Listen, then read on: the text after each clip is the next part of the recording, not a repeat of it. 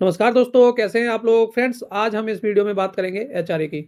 दोस्तों, बहुत सारे लोगों को एचआरए रिलेटेड डाउट्स होते हैं। आज हम उन सभी डाउट्स के बारे में बात करेंगे। तो आज हमारा टॉपिक रहेगा एचआरए।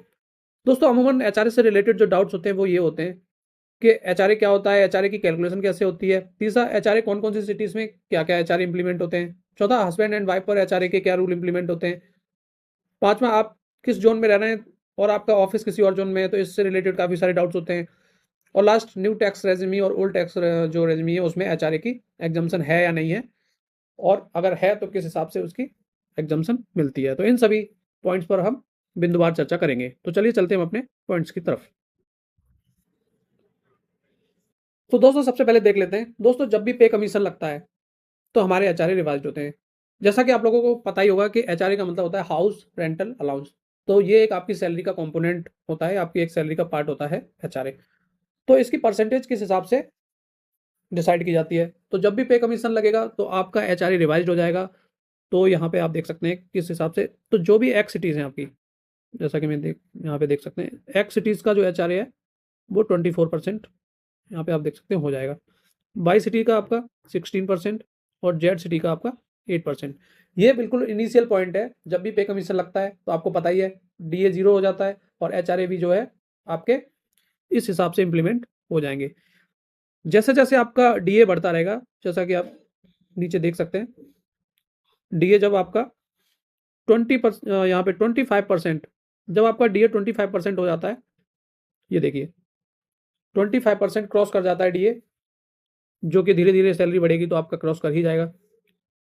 तो जेड सिटीज़ का 9% और वाई सिटीज़ के लिए 18% और एक्स सिटीज़ के लिए 27% एचआरए रिवाइज़्ड कर दिया जाता है।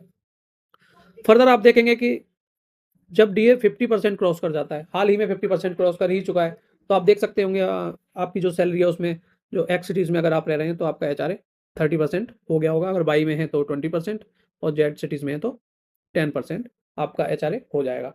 तो ये जो कैलकुलेशन है वो डीए के अकॉर्डिंग होती है। इनिशियली जब भी पे कमीशन लगेगा तो डीए 0 हो जाएगा। जैसे-जैसे आपका डीए इम्प्रूव करेगा, बढ़ेगा, 25 की सीलिंग क्रॉस होगी तो आपका जो है 9, 18, 27 हो जाएगा। यदि 50% वाली डीए आपका 50% क्रॉस कर जाएगा तो आपका 10, 20, 30 के अकॉर्डिंगली आपको एचआरए दिया जाएगा।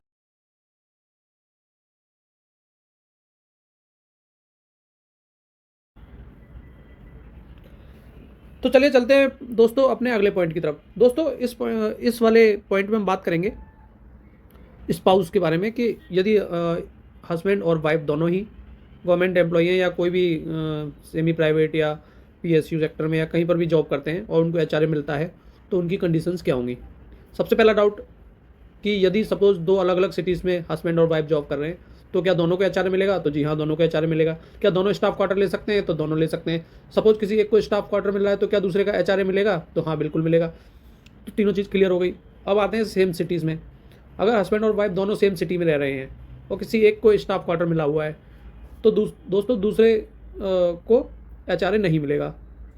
सपोज़ वाइफ को स्टाफ क्वार्टर मिला हुआ है तो हस्बैंड को एचआरए नहीं मिलेगा। अगर हस्बैंड को स्टाफ क्वार्टर मिला हुआ है तो उसकी वाइफ को एचआरए नहीं मिलेगा, क्योंकि दोनों में से कोई एक ही पात्र होगा एचआरए का। ये उस कंडीशन में जब आप सेम सिटी में रह रहे हैं। अलग अलग सिटी में रह रहे हैं तो कोई इशू नहीं है। अब अगला पॉइंट, अगर हस्बैंड और वाइफ सपोज दिल्ली में रह रहे हैं और रेंट पर रह रहे हैं, तो क्या दोनों को एचआरए मिलेगा? तो बिल्कुल मिलेगा। तो दोस्तों, इसमें यही चीज़ें क्लियर करी गई हैं इस पॉइंट्स में। तो आई होप आपको ये पॉइंट समझ में आया होगा। चलिए चलते हैं अपन नेक्स्ट पॉइंट की तरफ।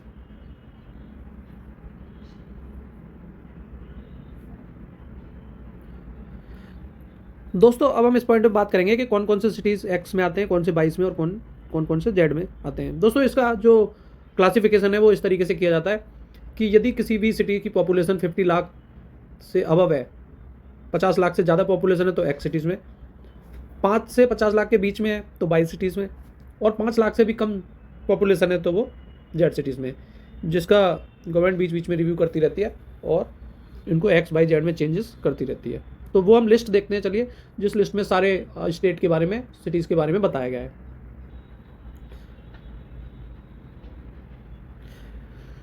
तो दोस्तों, ये रही वो लिस्ट जो कि गवर्नमेंट की तरफ से निकाली गई थी, जिसमें आप देख सकते हैं क्लियरली कि इस अंडमान निकोबार, आंध्र प्रदेश, अरुणाचल प्रदेश, असम, बिहार, हरियाणा, पूरी लिस्ट दे रखी है और यहाँ पे सिटीज़ दे रखे हैं।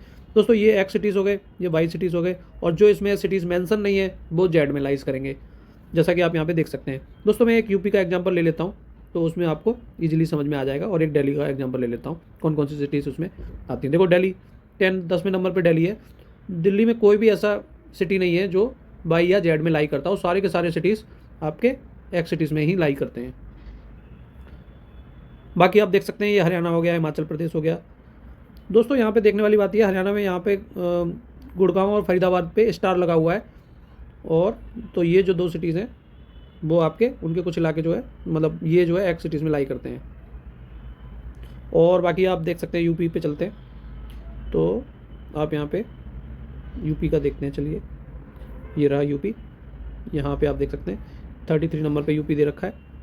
इसमें आप देख सकते हैं गाज़ियाबाद पे स्टार बना हुआ है, और नोएडा और गाज़ियाबाद, इन 2 पर स्टार बना हुआ है। मतलब ये जो 2 सिटी हैं वो एक्चुअली ये जो है एक्स सिटीज़ में कंसिडर किया जाता है। बाकी की जो और अदर देन सिटीज़ हैं, इसमें जो अदर देन सिटी है वो आपके वाई सिटीज़ में है, और जिन सिटीज़ का नाम इस लिस्ट में नहीं है वो आपके जेड सिटीज़ में लाई कर जाएंगे। तो ये लिस्ट है सिटीज़ की। फ्रेंड्स अब हम चलते हैं अपने नेक्स्ट पॉइंट की तरफ। इसमें हम चर्चा करेंगे कि HRA एग्जम्पशंस रूल के बारे में। दोस्तों ओल्ड टैक्स रेजिमी है, न्यू टैक्स रेजिमी भी आ चुका है। तो न्यू टैक्स रेजिमी के अंडर में कोई भी आपको एग्जम्पशन नहीं मिलती है HRA की, बट यदि किसी का ओल्ड टैक्स रेजिमी है तो उसके अंडर आप HRA की एग्जम्पशंस ले सकते हैं। तो उसका रूल क्या है? तो देखो दोस्तों ये 3 कंडीशन है। इन 3 कंडीशन में इनको अच्छे से आप जो है क्लियरली देख लीजिए। Actual HRA received from employer, in 3 value को पहले आपको निकालना पड़ेगा, और ये अंडर सेक्शन 10(13)(a) जो इनकम टैक्स एक्ट है उसके अंदर में आते हैं ये। दूसरा 50% ऑफ सैलरी अगर मेट्रो सिटीज़ है, और मेट्रो सिटीज़ नहीं है तो 40% ऑफ आपकी जो सैलरी है वो। तीसरा आपने जो रेंट पेड किया है वो उसमें से 10% आपकी सैलरी को डिडक्ट कर देंगे। तो इन तीनों वैल्यू को आपको फाइंड आउट करना है, और तीनों वैल्यू में से जो सबसे मिनिमम वैल्यू होगी उस वैल्यू को कंसिडर किया जाएगा। चलिए मैं आपको एक एग्जांपल के से समझाता हूँ, तो आपको ज़्यादा अच्छे से समझ आएगा। दोस्तों वहाँ यहाँ पर मैंने एक एग्जांपल ले लिया है। दोस्तों चलिए एक एग्जांपल से समझते हैं। दोस्तों सपोज किसी पर्सन की सैलरी जो है 40,000 है, और DA उसका 10,000 पर मंथ है, HRA उसका 20,000 है, रेंट पेड कर रहा है वो 18,000, और जो है नॉन मेट्रो सिटीज़ है। तो फ्रेंड्स सबसे पहले हम कैलकुलेट करेंगे annual basic DA। Annual basic और DA उसका आ गया ये, जो कि आपका 6 लाख रुपए है। एक्चुअल HRA रिसीव्ड उसने किया है 2,40,000 रुपये। 40% ऑफ सैलरी अगर हम निकालेंगे तो वो 2,40,000 आएगी, जो कि आपका 40% निकाल लीजिए आप। Total annual basic plus DA 6 lakh का अगर 40% निकालेंगे तो आप 2,40,000 रुपये आ जाएगा। सपोज उसने 18,000 रुपीज़ पर मंथ रेंट पे किया था, तो 12 से मल्टीप्लाई करके और उसकी 10% सैलरी को माइनस करेंगे तो 1,56,000 आ जाएगा।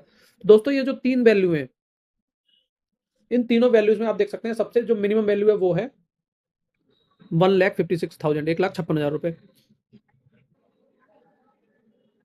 तो दोस्तों सपोज अगर कोई पर्सन अगर रेंट पे रह रहा है, और ये पर्सन जो रेंट पे रह रहा था उसने 1,56,000 रुपये का उसने टोटल रेंट दिया है, तो उसको जो एग्जम्पशन मिलेगी वो इस 1,56,000 रुपये पे ही मिलेगी। बट उसका HRA 2,40,000 रुपये कटा है, तो इन दोनों को माइनस कर देंगे, तो जो भी वैल्यू आएगी उस वैल्यू पर उसको टैक्स देना होगा।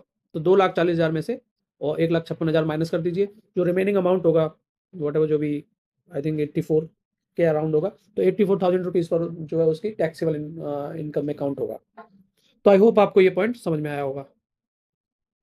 दोस्तों नेक्स्ट पॉइंट ये है कि अगर आप गाजियाबाद में रह रहे हैं सपोज, और आपका जो ऑफिस है वो दिल्ली में है, तो क्या आपको जो HRA मिलेगा वो सपोज बाई सिटी में रह रहे हैं किसी में, और आपका जो ऑफिस है वो एक्स सिटीज़ में है, तो आपको जो HRA जो मिलेगा वो कैसे मिलेगा? तो वो एक्स सिटीज़ के अकॉर्डिंग ही मिलेगा।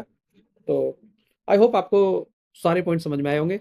दोस्तों आज के लिए इतना ही है, और दोस्तों आप मेरे चैनल को सब्सक्राइब कर लीजिए और जुड़े रहिए मेरे चैनल के साथ में, क्योंकि मैं इसी तरीके की इंपॉर्टेंट इन्फॉर्मेशन आपके साथ शेयर करता रहूँगा। और दोस्तों मेरे चैनल को सब्सक्राइब करना ना भूलें। अगर कोई भी आपको डाउट है तो कमेंट सेक्शन में आप अपना डाउट लिख सकते हैं, मैं उसका रिप्लाई ज़रूर करूँगा। तो आज के लिए इतना ही दोस्तों, मिलते हैं अगली वीडियो में किसी और इम्पोर्टेंट टॉपिक के साथ में।